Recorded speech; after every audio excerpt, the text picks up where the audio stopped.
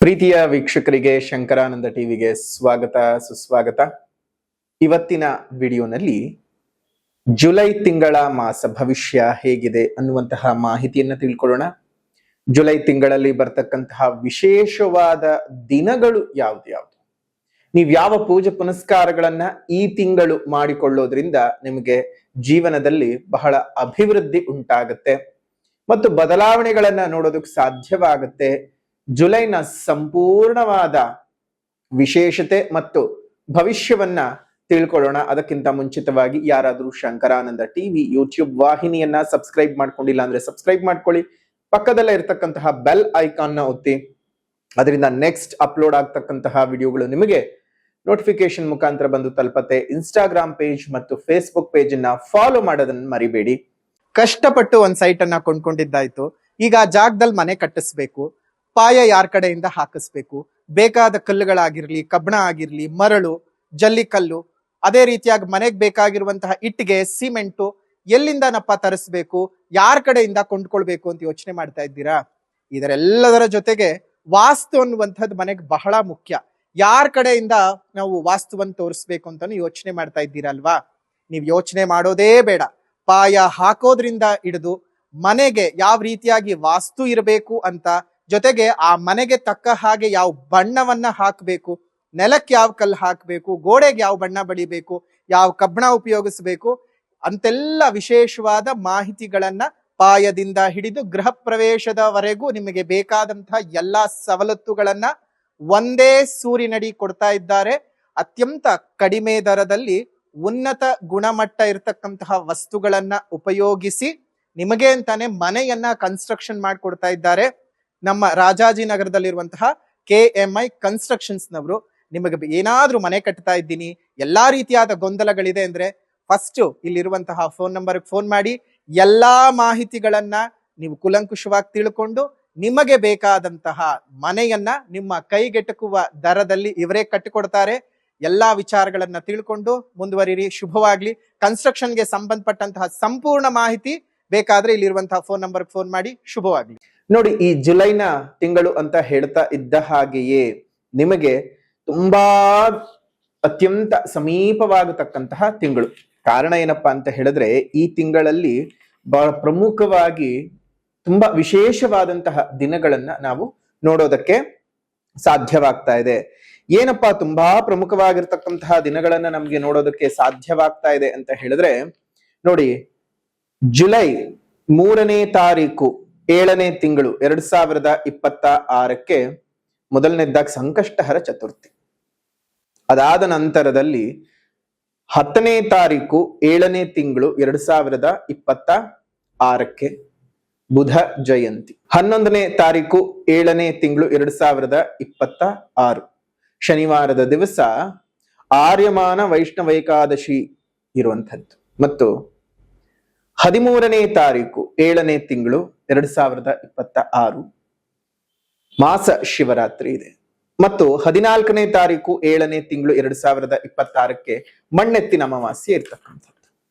ಇನ್ನು 15ನೇ ತಾರೀಕು ನಿಮಗೆ ಚಂದ್ರ ದರ್ಶನವಾಗ್ತದೆ. ಇನ್ನು 17ನೇ ತಾರೀಕಿನಿಂದ ವಿಶೇಷವಾಗಿ ಉತ್ತರಾಯಣದ ಪುಣ್ಯಕಾಲವು ಮುಗಿದು ದಕ್ಷಿಣಾಯನದ ಪುಣ್ಯಕಾಲ ಶುರುವಾಗ್ತಕ್ಕಂಥ ದಿವಸ. ಅಲ್ಲಿಂದ ತಮಸ್ಸು ಅಂದ್ರೆ ಕತ್ತಲೆಯು ಜಾಸ್ತಿ ಆಗ್ತಾ ಹೋಗುತ್ತೆ, ಬೆಳಕಿನ ಅವಧಿಯು ಕಡಿಮೆ ಆಗ್ತಾ ಬರುತ್ತೆ. ಇನ್ನು ದಕ್ಷಿಣಾಯನದ ಪುಣ್ಯಕಾಲ, ಅದ್ರ ಜೊತೆಗೆ ಅವತ್ತು ಆಷಾಢದ ಶುಕ್ರವಾರ ಬೇರೆ ಇರೋದ್ರಿಂದ ನಿಮಗೆ ಆಡಿ ಶುಕ್ರವಾರದ ಪೂಜೆ, ಮಹಾಲಕ್ಷ್ಮಿ ಪೂಜೆ ಶುರುವಾಗ್ತಕ್ಕಂತಹ ಮೊದಲನೇ ದಿವಸ. ಇನ್ನು 24ನೇ ತಾರೀಕಿಗೆ ಆಡಿ ಶುಕ್ರವಾರದ 2ನೇ ಲಕ್ಷ್ಮಿ ಪೂಜೆ ಇರ್ತಕ್ಕಂತಹದ್ದು. ಅದೇ ರೀತಿಯಾಗಿ 29ನೇ ತಾರೀಕು 7ನೇ ತಿಂಗಳು 2026ಕ್ಕೆ ವಿಶೇಷವಾಗಿ ಗುರುಪೌರ್ಣಮಿ ಇರ್ತಕ್ಕಂತಹದ್ದು. ನೋಡಿ, ಗುರುಪೌರ್ಣಮಿ ಅಂತ ಹೇಳ್ತಾ ಇದ್ದ ಹಾಗೆ ಗುರುಗಳನ್ನ, ವ್ಯಾಸರನ್ನ ಆರಾಧನೆ ಮಾಡ್ಬೇಕಾಗಿರ್ತಕ್ಕಂಥ ದಿವಸ. ಆದ್ರೆ ಇವತ್ತು ಬೇರೆ ಬೇರೆ ರೀತಿಯಾಗಿ ಅದೆಲ್ಲ ಕನ್ವರ್ಟ್ ಆಗೋಗ್ಬಿಟ್ಟಿದೆ. ಕಂಡದ್ದನ್ನೆಲ್ಲ ಮಾಡುವಂತಹದ್ದಾಗೋಗಿದೆ. ಖಂಡಿತವಾಗಿಯೂ ಯಾರು ಆ ರೀತಿಯಾಗಿ ಮಾಡಕ್ ಹೋಗ್ಬೇಡಿ. ಗುರುಪೌರ್ಣಮಿ ವ್ಯಾಸರಾಯರಿಗೋಸ್ಕರವೇ ಇರ್ತಕ್ಕಂಥದ್ದು, ವೇದವ್ಯಾಸರ ಉಪಾಸನೆಗಂತಲೇ ಇರ್ತಕ್ಕಂಥದ್ದು. ಅವರ ವಿಶೇಷ ಜ್ಞಾನ ಚಿಂತನೆಗಳನ್ನ ಮಾಡ್ತಕ್ಕಂಥದ್ದು. ಹಾಗಂತ ಹೇಳಿ ನಿಮ್ಮ ಗುರುಗಳನ್ನು ಚಿಂತನೆ ಮಾಡಬೇಡಿ ಅನ್ನೋದು ನಮ್ಮ ಅಭಿಪ್ರಾಯವಲ್ಲ. ಆದ್ರೆ ದಿನ ಬದಲಾವಣೆ ಮಾಡಕ್ ಹೋಗ್ಬೇಡಿ. ಈಗ ನಿಮ್ಮ ಹುಟ್ಟುಹಬ್ಬದ ದಿವಸ ನಿಮ್ಗೆ ಇಷ್ಟವಾದಂತವ್ರ ಹುಟ್ಟುಹಬ್ಬ ಅಂತ ಹೇಳಿ ನಾವು ಆಚರಣೆ ಮಾಡ್ಲಿಕ್ಕೆ ಆಗಲ್ಲ ಅಲ್ವಾ? ನಿಮ್ ಹುಟ್ಟುಹಬ್ಬನೇ. ಅದೇ ರೀತಿಯಾಗಿ ಇನ್ನೊಬ್ರು ಹುಟ್ಟುಹಬ್ಬನೇ. ಇಲ್ಲ, ನಾನು ಬೇರೆ ಅಲ್ಲ, ಅವ್ರು ಬೇರೆ ಅಲ್ಲ, ಅವ್ರು ನಮಗೆ ಜೀವ. ಸಾಧ್ಯ 1000 ಆದರೂ ಸಹ ಸತ್ಯ ಪರಮಾರ್ಥ ಬೇರೆಯೇ ಇರುತ್ತೆ. ಅವತ್ತಿನ ದಿವಸ ಆರಾಧನೆ ಮಗೆ ಒಳಪಡಿಸಬೇಕಾಗಿದ್ದಂತಹದ್ದು ವ್ಯಾಸರನ್ನೇ ಹೊರತು ಬೇರೆಯವರನ್ನಲ್ಲ. ಅರ್ಥ ಮಾಡ್ಕೊಳ್ಳಿ.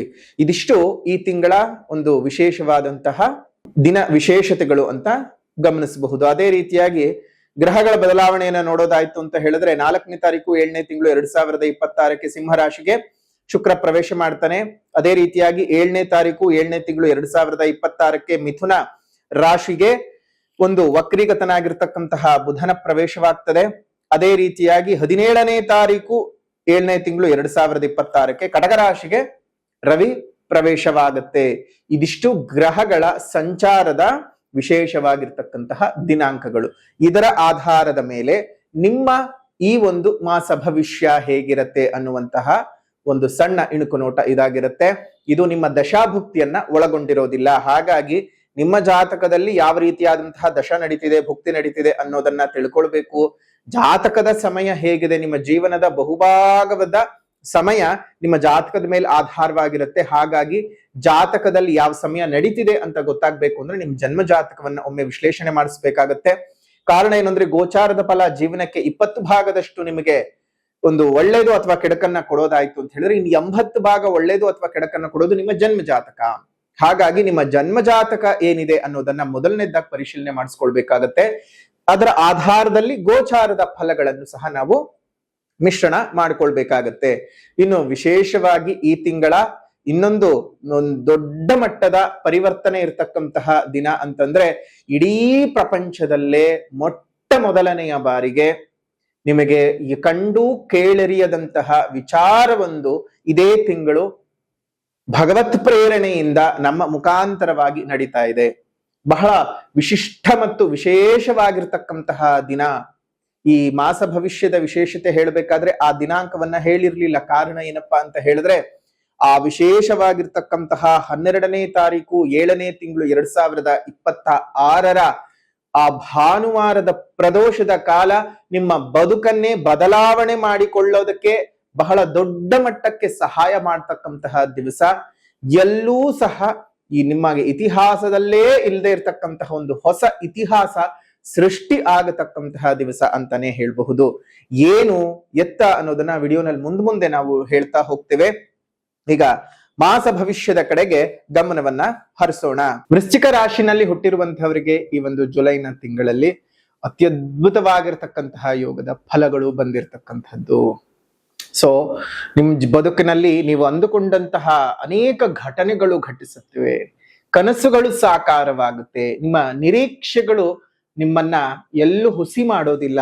ಒಂದು ತುಂಬಾ ಚೆನ್ನಾಗಿರ್ತಕ್ಕಂತಹ ದಡ ಸೇರಿಸ್ತಕ್ಕಂತಹದ್ದು ಈ ಒಂದು ರಾಶಿನಲ್ಲಿ ಹುಟ್ಟಿರ್ತಕ್ಕಂಥವ್ರಿಗಾಗತ್ತೆ.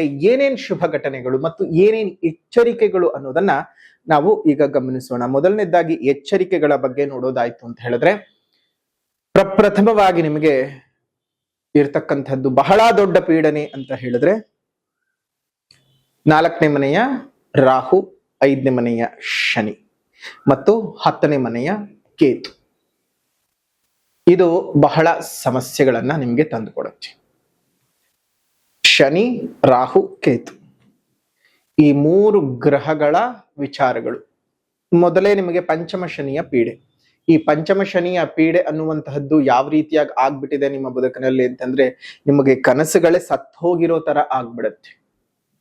ಅಂದ್ರೆ ಕನಸಿನಲ್ಲೂ ಸಹ ನನಗೆ ಒಳ್ಳೇದಾಗತ್ತೆ ಅನ್ನುವಂತಹ ನಂಬಿಕೆಯನ್ನೇ ಕಳ್ಕೊಂಡ್ಬಿಟ್ಟಿದ್ದೀರಿ ಒಂದು ವೃಶ್ಚಿಕ ರಾಶಿಯವರು.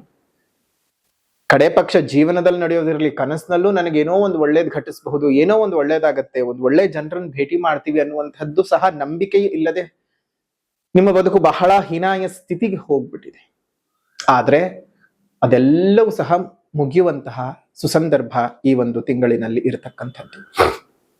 ನೋಡಿ, ಈ ಒಂದು ಪಂಚಮ ಶನಿಯ ಪೀಡೆ, ರಾಹು ಕೇತುವಿನ ವಿಶೇಷವಾದಂತಹ ದೋಷಗಳನ್ನ ನಿವಾರಣೆ ಮಾಡಿಕೊಂಡು ಶನಿ ಶಾಂತಿ ಒಂದು ಮಾಡಿಸ್ಕೊಳ್ಳಿ. ಶನಿ ಶಾಂತಿಯು ಇದೇ ಒಂದು ತಿಂಗಳ ಅಂದ್ರೆ ಜುಲೈ ತಿಂಗಳ 12ನೇ ತಾರೀಕು ಭಾನುವಾರದ ದಿವಸ ಶನಿ ಮಹಾಯಾಗದ ಮುಖಾಂತರವಾಗಿ ಮಾಡ್ಲಾಗ್ತಾ ಇದೆ. ಹಾಗಾಗಿ ಶನಿ ಶಾಂತಿಯೊಂದನ್ನು ಮಾಡಿಸ್ಕೊಳ್ಳಿ. ಶನಿ ಶಾಂತಿಯ ಮುಖಾಂತರವಾಗಿ ನಿಮಗೆ ಅಲ್ಲಿ ಪವಮಾನ ಹೋಮ, ಅದೇ ರೀತಿಯಾಗಿ ಶನಿ ಶಾಂತಿ ಪೂಜೆಗಳು, ಮೃತ್ಯುಂಜಯ ಪೂಜೆ, ಮೃತ್ಯುಂಜಯ ಹೋಮಗಳನ್ನೆಲ್ಲ ಮಾಡಿ ನಿಮಗೆ ರಕ್ಷಾ ಪ್ರಸಾದ ಮತ್ತು ಕವಚ ಪ್ರಸಾದವನ್ನು ಕೊಡ್ತೇವೆ. ರಕ್ಷೆಯನ್ನ ಹಣೆಗೆ ಹಚ್ಕೋಬೇಕು, ಕವಚವನ್ನ ಕತ್ತಿನಲ್ಲಿ ಧರಿಸ್ಕೊಳ್ಬೇಕು. ಇದನ್ನ ಮಾಡೋದ್ರಿಂದ ನಿಮಗೆ ಒಳ್ಳೆ ರೀತಿಯಾದಂತಹ ಅಭಿವೃದ್ಧಿ ಅನ್ನುವಂಥದ್ದು, ಶನಿಪೀಡನೆಯಿಂದ ನಿವೃತ್ತಿ ಅನ್ನುವಂತಹದ್ದು ಸಿಗತ್ತೆ. ಆ ಶನಿ ಶಾಂತಿ ಒಂದು ಮುಗಿಸ್ಕೊಂಡ್ರೆ ಇನ್ನೇನೂ ಯೋಚನೆ ಮಾಡ್ಬೇಕಾಗಿಲ್ಲ. ಇನ್ನು ವಿಚಾರಗಳಲ್ಲಿ ಗಮನ ಕೊಡೋದಾಯ್ತು ಅಂತ ಹೇಳಿದ್ರೆ, ಶುಭಯೋಗಗಳೇ ಅಧಿಕ. ಒಂದ್ಸಲ ನಿಮ್ ಜನ್ಮಜಾತಕವನ್ನೊಮ್ಮೆ ತೋರಿಸ್ಕೊಳ್ಳಿ. ಜನ್ಮಜಾತಕವನ್ನ ಒಂದು ತೋರಿಸ್ಕೋಬೇಕು ಅಂದ್ರೆ ಇಲ್ಲೇ ಇರ್ತಕ್ಕಂಥ ಫೋನ್ ನಂಬರ್ಗೆ ಫೋನ್ ಮಾಡಿ ಅಪಾಯಿಂಟ್ಮೆಂಟ್ ತಗೊಂಡ್ ಬಂದು ಭೇಟಿ ಮಾಡಿ. ಇನ್ನು ಇದೇ ಒಂದು ಸಂದರ್ಭದಲ್ಲಿ ನಿಮ್ಮ ಜೀವನದಲ್ಲಿ ಬಹಳ ದಿವಸಗಳಿಂದ ನಿಂತೋದಂತಹ ಅನೇಕ ಕೆಲಸ ಕಾರ್ಯಗಳು ಮುಂದುವರಿತಾ ಹೋಗುತ್ತೆ. ಎಲ್ಲ ವಿಚಾರಗಳು ನಿಮ್ಮ ಬದುಕಿನಲ್ಲಿ ಒಂದು ನೆಮ್ಮದಿಯನ್ನ ತಂದುಕೊಡೋದಕ್ಕೆ ಸಾಧ್ಯವಾಗುತ್ತೆ. ಏನು ಕುಗ್ಗೋಗಿದ್ರಿ, ಬಳಲ್ ಹೋಗಿದ್ರಿ, ಎಲ್ಲವೂ ಒಂದೊಂದೇ ಸರಿ ಹೋಗ್ತಕ್ಕಂತಹದ್ದು. ತುಂಬಾ ದಿವಸಗಳಿಂದ ಮದುವೆಗೋಸ್ಕರ ಹುಡುಕಿ ಎಲ್ಲೂ ಸೆಟ್ ಆಗ್ತಾ ಇಲ್ಲ ಅಂತ ಕೊರಗುತ್ತಾ ಇದ್ದಂತಹ ಯುವಕ ಯುವತಿಯರಿಗೆ ನಿಮ್ಮ ಮನಸ್ಸಿನ ಇಚ್ಛೆಯ ಅನುಸಾರ ಸಂಬಂಧಗಳು ಸಿಗ್ತಕ್ಕಂತಹದ್ದು ಆಗತ್ತೆ. ಕಷ್ಟ ಕಾರ್ಪಣ್ಯಗಳು ದೂರವಾಗ್ತದೆ. ಒಂದಷ್ಟು ಕುಟುಂಬದಲ್ಲ ಇದ್ದಂತಹ ಅಸೌಖ್ಯದ ವಾತಾವರಣಗಳು ದೂರವಾಗತಕ್ಕಂತಹದ್ದು. ಅದೇ ರೀತಿಯಾಗಿ ಉಚ್ಚ ಗುರುವಿನ ದೃಷ್ಟಿ ನಿಮ್ಮ ರಾಶಿಯ ಮೇಲೆ ಬಿದ್ದಿದೆ. ಸರಿನಾ? ಅದ್ರ ಜೊತೆಗೆ ನಿಮ್ಮ ಪ್ರಯತ್ನ ಸ್ಥಾನದ ಮೇಲೂ ಸಹ ಬಿದ್ದಿದೆ. ನಿಮ್ಮ ಪ್ರಯತ್ನಗಳಿಗೆ ಬಹಳ ದೊಡ್ಡ ಮಟ್ಟದ ಲಾಭಗಳು ಆಗ್ತಕ್ಕಂತಹದ್ದು, ನಿಮ್ಮ ಪ್ರಯತ್ನಗಳಿಗೆ ಫಲಗಳು ಸಿಗ್ತಕ್ಕಂತಹದ್ದು, ಒಳ್ಳೆ ರೀತಿಯಾಗಿರ್ತಕ್ಕಂತಹ ಬೆಳವಣಿಗೆಗಳು ಉಂಟಾಗತಕ್ಕಂತಹದ್ದು ಆಗತ್ತೆ. ನಿಂತೋದಂತಹ ಅನೇಕ ಕೆಲಸ ಕಾರ್ಯಗಳು ಪುನಃ ಒಂದು ರೀಸ್ಟಾರ್ಟ್ ಆಗ್ತಕ್ಕಂತಹದ್ದು. ಜೊತೆಗೆ ವಿದ್ಯಾರ್ಥಿಗಳಿಗೆ ನೋಡಿ ತುಂಬಾ ಚೆನ್ನಾಗಿರುವಂತಹ ವಾತಾವರಣ, ತುಂಬಾ ಅಂದ್ರೆ ತುಂಬಾ ಚೆನ್ನಾಗಾಗತ್ತೆ. ಎಷ್ಟೋ ಬಾರಿ ನಿಂತು ಹೋಗಿದ್ದಂತಹ ವಿದ್ಯೆಗಳು ಅಂದ್ರೆ ನೀವೇ ಡಿಸ್ಕಂಟಿನ್ಯೂ ಮಾಡ್ಬಿಟ್ಟಿರ್ತೀರಾ, ಅಂತಹ ವಿದ್ಯೆಗಳು ಸಹ ಮುಂದುವರ್ಕೊಂಡು ಹೋಗೋದಕ್ಕೆ ಅವಕಾಶಗಳಾಗ್ತಕ್ಕಂತಹದ್ದು. ಚೆನ್ನಾಗಿರ್ತಕ್ಕಂತಹ ಬೆಳವಣಿಗೆ ಮೌಲ್ಯಗಳೆಲ್ಲ ನಿಮ್ಮ ಬದುಕಿನಲ್ಲಿ ಬರ್ತಕ್ಕಂಥದ್ದಾಗತ್ತೆ ಈ ಒಂದು ಶುಭ ಸಂದರ್ಭದಲ್ಲಿ. ಅದೇ ರೀತಿಯಾಗಿ ಕರ್ಮಸ್ಥಾನದ ಅಭಿವೃದ್ಧಿ ಉಂಟಾಗ್ತಕ್ಕಂಥದ್ದು, ಕೆಲಸ ಕಾರ್ಯಗಳು ಒಳ್ಳೆ ರೀತಿಯಲ್ಲಿ ಸಿಗ್ತಕ್ಕಂತಹದ್ದು, ಕಿರುಕುಳಗಳಿಂದ ದೂರವಾಗ್ತಕ್ಕಂಥದ್ದು. ನೀವೇನೇ ವಿಚಾರಗಳಲ್ಲೂ ಸಹ ಕೆಲಸದಲ್ಲಿ ಒತ್ತಡವನ್ನ ಅನುಭವಿಸಿ ಕೂತ್ಕೊಳ್ತಾ ಇದ್ರೆ ಅದೆಲ್ಲವೂ ಸಹ ನಿವಾರಣೆ ಆಗತ್ತೆ. ಸ್ವಲ್ಪ ಆರೋಗ್ಯದ ಮೇಲೆ ಕಾಳಜಿ ಮಾಡಿ. ಏನಾದ್ರೂ ಒಂದ್ ಸ್ವಲ್ಪ ಈ ವಾಯು ಪ್ರಕೃತಿಯಿಂದ ಉಂಟಾಗ್ತಕ್ಕಂತಹ ನರವ್ಯೂಹಗಳಿಗೆ ಸಂಬಂಧಪಟ್ಟಂತಹ ಈ ಕಾಲ್ ಜೋಮ್ ಹಿಡ್ಕೊಳ್ಳೋದು, ಅಥವಾ ಅಸಿಡಿಟಿ ಪ್ರಾಬ್ಲಮ್, ಗ್ಯಾಸ್ಟ್ರೈಟಿಸ್ ಪ್ರಾಬ್ಲಮ್ ಆಗ್ತಕ್ಕಂಥದ್ದು, ಹೀಗೆ ಸಣ್ಣ ಪುಟ್ಟ ಅನಾರೋಗ್ಯದ ವಿಚಾರಗಳು ಬಂದು ಹೋಗತ್ವೆ. ಸ್ವಲ್ಪ ಆರೋಗ್ಯನ ಕಾಳಜಿ ಮಾಡ್ಕೊಳ್ಳಿ. ಅದಾದ ನಂತರ ನಿಮ್ಗೇನು ತೊಂದರೆ ಆಗ್ಲಾರ್ದೆ ನಿಮ್ ಪಾಡಿಗೆ ನೀವು ನೆಮ್ಮದಿಯಾಗಿ ಇರಬಹುದು. ಇನ್ನೊಂದಷ್ಟು ವಿಚಾರಗಳನ್ನ ಗಮನಿಸೋಣ. ಅದೇ ರೀತಿಯಾಗಿ 4ನೇ ಮನೆಯಲ್ಲಿ ರಾಹು, ಕುಟುಂಬದ ಒಳಗಡೆ ಹಿತಶತ್ರುಗಳ ಕಾಟಗಳು ನಿಮಗ್ ಗೊತ್ತಾಗತ್ತೆ. ಇಂಥವರೇ ನಮಗ್ ಕಾಟ ಕೊಡ್ತಾ ಇದ್ದಾರೆ, ಅಥವಾ ಇಂಥವರ ಕೈವಾಡೆಗಳಿಂದಾನೇ ನಮ್ಮ ಬದುಕು ಎಲ್ಲೋ ಒಂದ್ ಕಡೆ ಹಾಳಾಗ್ತಾ ಇತ್ತು ಅನ್ನುವಂತಹ ಎಲ್ಲ ವಿಚಾರಗಳು ಸಹ ನಿಮ್ಗೆ ಗೊತ್ತಾಗ್ತಾ ಬರುತ್ತೆ. ಒಟ್ಟಾರೆಯಾಗಿ ಈ ಒಂದು ವೃಶ್ಚಿಕ ರಾಶಿನಲ್ಲಿ ಹುಟ್ಟಿರ್ತಕ್ಕಂಥವರಿಗೆ ತುಂಬಾ ಚೆನ್ನಾಗಿರ್ತಕ್ಕಂತಹ ಯೋಗದ ಫಲದ ಜೊತೆಗೆ ತುಂಬಾ ಸಣ್ಣ ಪುಟ್ಟ ವ್ಯತ್ಯಾಸಗಳು, ಜೊತೆಗೆ ಜುಲೈ 12ನೇ ತಾರೀಕು ಶನಿ ಶಾಂತಿಯ ಜೊತೆಗೆ ಅತ್ಯಂತ ದೊಡ್ಡ ಮಟ್ಟದ ವಿಶೇಷವಾದಂತಹ ದಿನ ಸಹ ಹೌದು. ಏನಪ್ಪಾ ಅಂತಹ ವಿಶೇಷವಾದ ದಿನ ಅಂತ ಹೇಳಿದ್ರೆ, ಇಡೀ ಪ್ರಪಂಚದಲ್ಲೇ ಎಲ್ಲೂ ಇಲ್ಲದಂತಹ ಮತ್ತು ಶನಿಗೆ ಯಾರಾದರೂ ಭಯಪಡಿಸಿದ್ದಾರೆ ಅಂತಂದ್ರೆ ಅದು ಹನುಮದೇವರು ಮಾತ್ರ.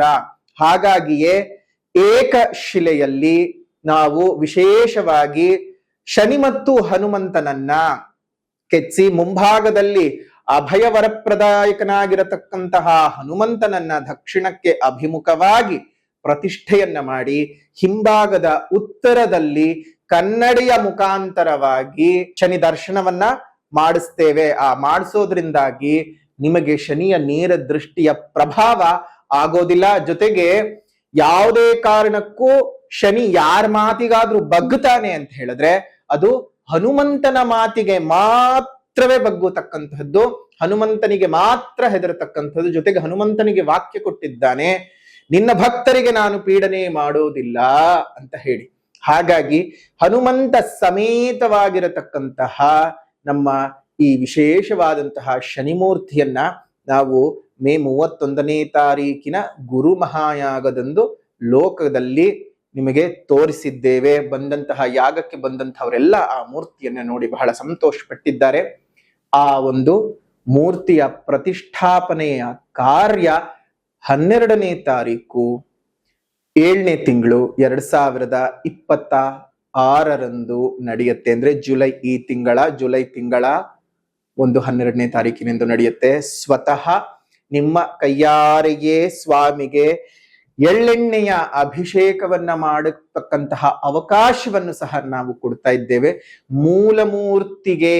ಮೂಲ ಪ್ರತಿಷ್ಠಾಪನಾ ಮೂರ್ತಿಗೆ ಪ್ರಪಂಚದಲ್ಲಿ ಎಲ್ಲೂ ಸಹ ನಿಮಗೆ ನಿಮ್ಮ ಕೈಯಾರೆಯೇ ಅಭಿಷೇಕವನ್ನ ಮಾಡ್ತಕ್ಕಂತಹ ಎಳ್ಳೆಣ್ಣೆಯ ಅಭಿಷೇಕವನ್ನ ಮಾಡ್ತಕ್ಕಂತಹ ಒಂದು ವಿಶೇಷವಾದಂತಹ ಪದ್ಧತಿ ಎಲ್ಲೂ ಇಲ್ಲ. ಹಾಗಾದ್ರೆ ಕೇಳಬಹುದು, ಶನಿಶಿಂಗಣಾಪುರದಲ್ಲಿ ಮಾಡ್ತೀವಲ್ಲ ಗುರುಗಳೇ ಅಂತ. ಶನಿಶಿಂಗಣಾಪುರದಲ್ಲಿ ಮೂಲ ಉದ್ಭವ ಮೂರ್ತಿಯೇ ಹೊರತು ಪ್ರತಿಷ್ಠಾಪನಾ ಮೂರ್ತಿ ಅಲ್ಲ. ನಿಮ್ಗೆಲ್ಲೇ ಪ್ರತಿಷ್ಠಾಪನೆ ಮಾಡಿದ್ರು ಸಹ ಒಂದು ಮೂಲದಿಂದ ಹೊರಗಡೆಯೇ ನಿಮ್ಮನ್ನ ಇಟ್ಟಿರ್ತಾರೆಯೇ ಹೊರತು ಮೂರ್ತಿಯನ್ನ ಮುಟ್ಟೋಕ್ ಅವಕಾಶ ಕೊಡೋದಿಲ್ಲ.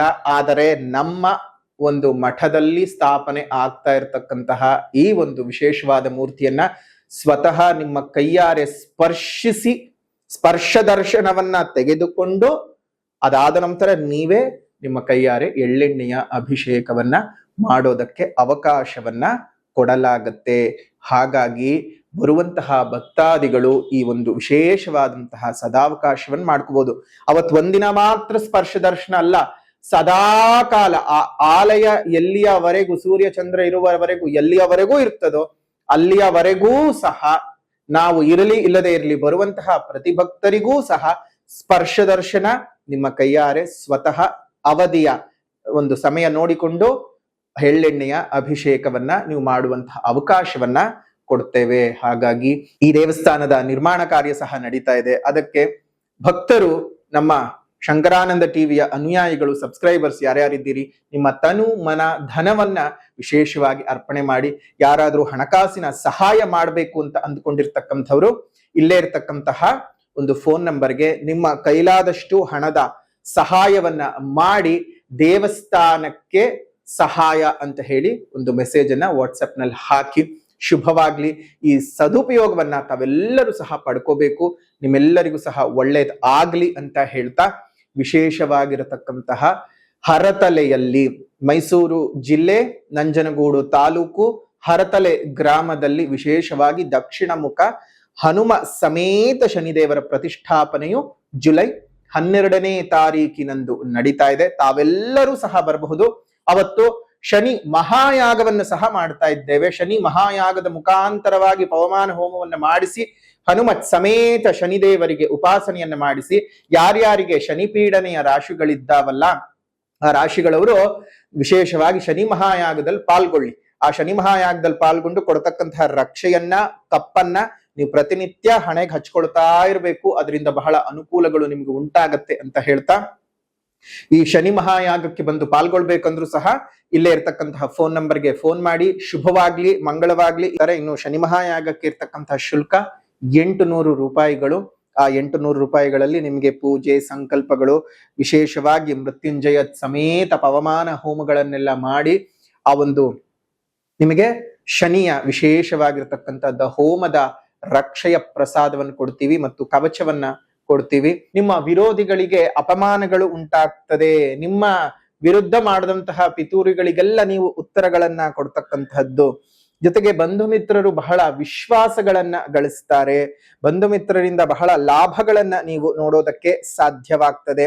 ಹೀಗೆ 10 ಹಲವು ಒಳ್ಳೆಯ ವಿಚಾರಗಳು ನಿಮ್ಮ ಬದುಕಿನಲ್ಲಿ ನಡೆಯುತ್ತೆ. ಚೆನ್ನಾಗಿರ್ತಕ್ಕಂತಹ ದಿನಮಾನಗಳನ್ನ ಈ ಒಂದು ತಿಂಗಳಲ್ಲಿ ವೃಶ್ಚಿಕ ರಾಶಿಯವರು ನೋಡ್ತೀರಾ. ಇನ್ನು ಪರಿಹಾರದ ವಿಭಾಗ ಅಂತ ಬಂದಾಗ ಮೊದಲನೆಯದ್ದಾಗಿ ಸಾಮಾಜಿಕ ಪರಿಹಾರ. ಸಾಮಾಜಿಕ ಪರಿಹಾರ ಅಂತ ಹೇಳಿದ್ರೆ ಪ್ರಕೃತಿಯನ್ನು ಉಳಿಸಿ, ಪ್ರಕೃತಿಯನ್ನು ಬೆಳೆಸಿ, ಇನ್ನಿತರ ಜೀವ ಜಂತುಗಳಿಗೆ ಒಂದಿಷ್ಟು ಆಸರೆಯಾಗಿರಿ. ಮುಂದಿನ ಪೀಳಿಗೆಯ ಉಸಿರು ಚೆನ್ನಾಗಿರ್ಬೇಕಂದ್ರೆ ಹಿಂದೆ ಹಸಿರನ್ನ ಉಳಿಸ್ಕೊಳ್ಬೇಕು. ಹಸಿರನ್ನ ಉಳಿಸ್ಕೊಳ್ಳೋದ್ರ ಬಗ್ಗೆ ಜಾಗೃತರಾಗಿ. ಅಷ್ಟು ಮಾತ್ರ ಅಲ್ಲ, ಸಾಧ್ಯವಾದ ಕಡೆ ಎಲ್ಲ ಗಿಡಗಳನ್ನ ನೆಟ್ಟು ಪೋಷಣೆಯನ್ನ ಮಾಡಿ. ಸಾಮಾಜಿಕ ಪರಿಹಾರದ ನಂತರದಲ್ಲಿ ಆಧ್ಯಾತ್ಮಿಕ ಪರಿಹಾರ ಅಂತ ಬಂದಾಗ ನೀವು ಮಾಡ್ಕೊಳ್ಬೇಕಾಗಿರ್ತಕ್ಕಂತಹದ್ದು ಈ ಒಂದು ತಿಂಗಳು ಸುಬ್ರಹ್ಮಣ್ಯ ದೇವರ ಪೂಜೆ ಮಾಡಿ, ಸುಬ್ರಹ್ಮಣ್ಯ ಭುಜಂಗ ಸ್ತೋತ್ರದ ಪಠಣವನ್ನ ಮಾಡಿ. ತಮ್ಮೆಲ್ಲರಿಗೂ ಸಹ ಶುಭವಾಗ್ಲಿ, ಮಂಗಳವಾಗ್ಲಿ. ಇದಾಗಿತ್ತು ವೃಶ್ಚಿಕ ರಾಶಿಯವರ ಜುಲೈ ತಿಂಗಳ ಮಾಸ ಭವಿಷ್ಯ ಹೇಗಿದೆ ಅಂತ.